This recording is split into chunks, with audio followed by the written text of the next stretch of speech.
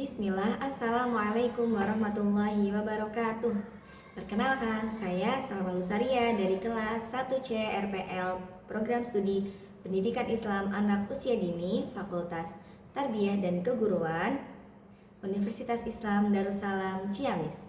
Di sini izinkan saya menyampaikan materi kelompok 5 mata kuliah Pembaharuan Pembelajaran PAUD bersama Ibu Iis Rodiah MPD dengan judul Bermain sebagai Sarana Perkembangan dan Belajar Anak. Yang pertama, saya akan menjelaskan tentang pengertian bermain.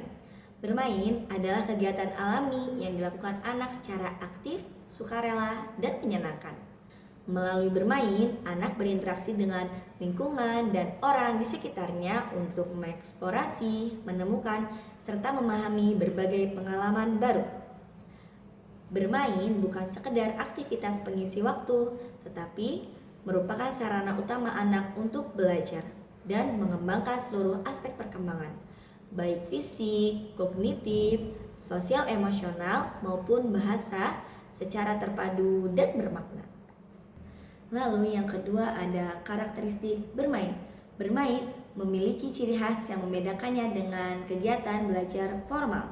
Yang pertama, aktif dan sukarela, dilakukan atas keinginan anak tanpa paksaan.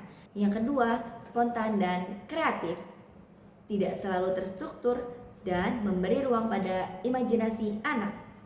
Yang ketiga, menggunakan aturan dan batasan, baik aturan sederhana yang dibuat anak sendiri maupun kesepakatan bersama.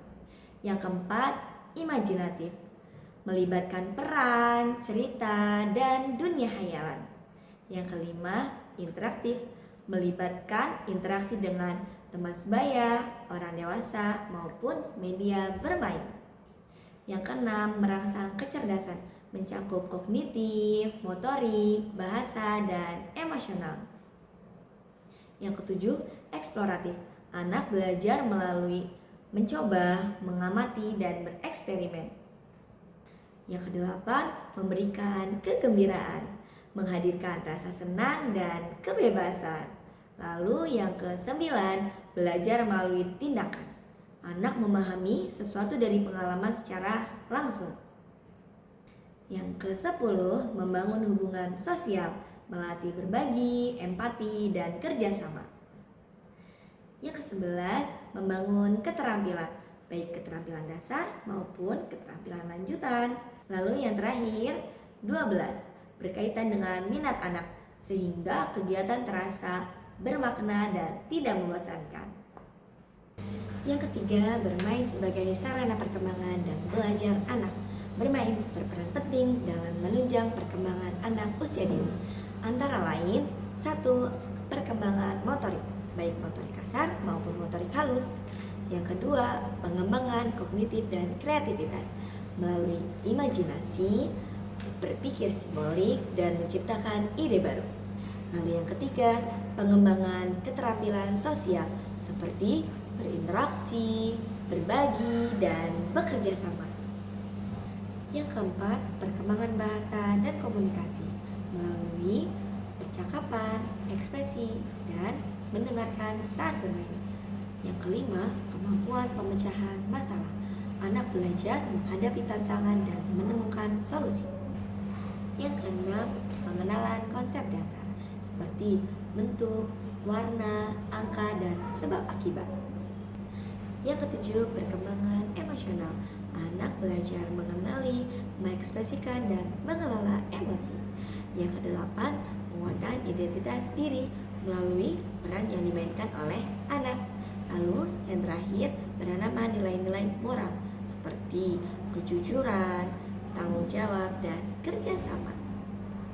Poin yang keempat, strategi penerapan bermain dalam pembelajaran di PAUD. Pendidik PAUD dapat mengintegrasikan bermain ke dalam pembelajaran melalui berbagai strategi, di antaranya 1.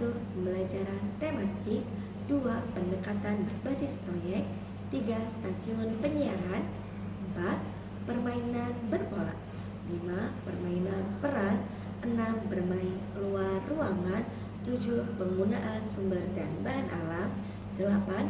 Pertunjukan dan drama, 9. Kegiatan seni dan kerajinan. 10. Permainan musik dan gerak. Kemudian 11. Buku cerita interaktif. 12. Kerja kelompok kecil. 13. Penggunaan teknologi secara tepat. 14. Observasi dan refleksi hasil bermain. Nah, strategi ini membantu pembelajaran menjadi lebih aktif, menyenangkan, dan berpusat pada anak. Poin yang terakhir yaitu kesimpulan. Bermain merupakan sarana paling efektif dan paling utama dalam mendukung perkembangan dan proses belajar anak usia dini. Melalui bermain, anak memperoleh pengalaman belajar yang menyenangkan, bermakna, dan menyeluruh. Mencakup aspek kognitif, fisik, sosial emosional, bahasa, serta nilai-nilai kehidupan. Dalam konteks PAUD, bermain bukan sekedar hiburan, melainkan fondasi pembelajaran yang harus dirancang secara sadar dan terencana oleh pendidik. Dengan penerapan strategi bermain yang tepat, anak dapat tumbuh menjadi individu yang kreatif, mandiri, percaya diri, dan siap menghadapi tahap perkembangan selanjutnya.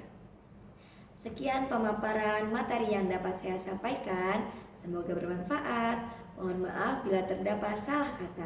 Wassalamualaikum warahmatullahi wabarakatuh.